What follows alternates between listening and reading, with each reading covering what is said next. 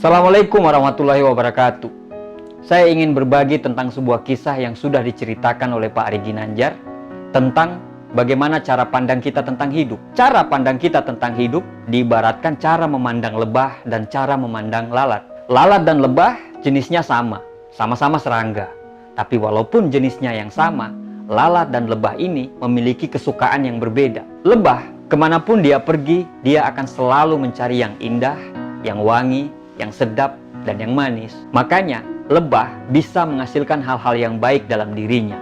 Dia bisa menghasilkan madu yang sangat berguna bagi manusia. Berbeda dengan lalat, mata, naluri, dan penciumannya dirancang untuk mencari hal-hal yang kotor, hal-hal yang busuk, yang amis, dan yang bau. Karena lalat menyukai hal-hal yang kotor dan bau, itulah sebabnya lalat selalu meninggalkan kuman dimanapun dia berada. Lebah dan lalat, ketertarikan mereka terhadap kotoran maupun bunga tergantung dari matanya. Mata lalat didesain hanya untuk menemukan hal-hal yang kotor. Walaupun dia berada di tempat yang bersih, indah, dan wangi, tetapi dia tetap akan mencari sesuatu yang kotor dan bau.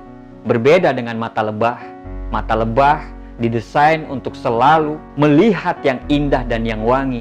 Walaupun dia berada di tempat pembuangan sampah sekalipun, dia akan tetap mencari yang indah dan yang wangi. Begitu juga sebenarnya cara pandang manusia.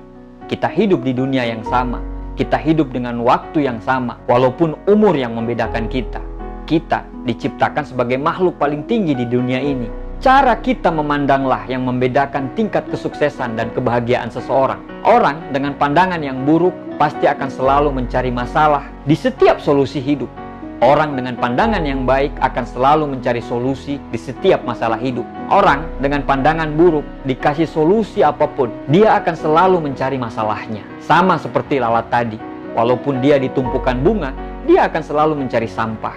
Orang dengan pandangan yang baik, setiap dikasih masalah, dia akan selalu mencari solusi dari setiap masalahnya.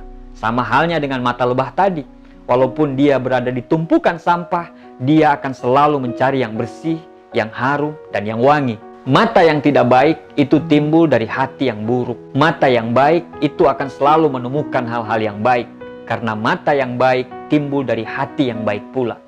Orang dengan mata lalat, dia akan memandang seseorang dari satu keburukan, padahal orang itu mungkin memiliki 1000 kebaikan. Orang dengan mata lebah, dia akan selalu memandang satu kebaikan, walaupun orang itu mempunyai 1000 keburukan.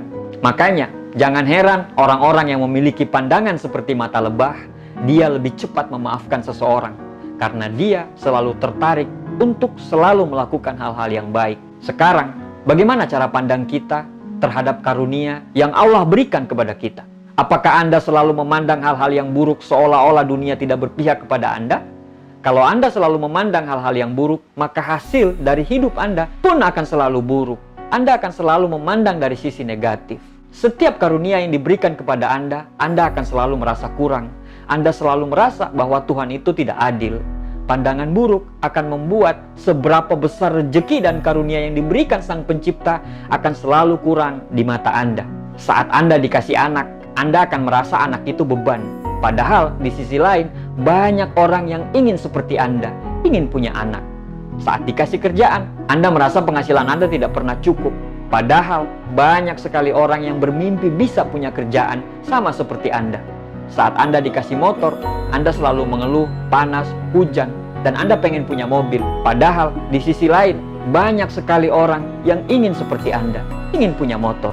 Hidup ini tidak akan pernah ada bahagianya kalau selalu dipandang dengan mata lalat, selalu dipandang dari keburukan saja. Hidup kita di dunia ini hanyalah sementara. Justru karena hanya sementara itulah, maka pandanglah hidup yang diberikan kepada kita ini sebagai karunia yang luar biasa. Rezeki itu sudah diatur. Bersyukurlah dengan apa yang kita dapatkan. Terkadang kita sering memandang seperti mata lalat. Yang kita lihat hanyalah tumpukan keburukan, ketidakpuasan, dan ketidakbahagiaan. Padahal kita sedang berada di tengah keindahan dari ribuan kebahagiaan.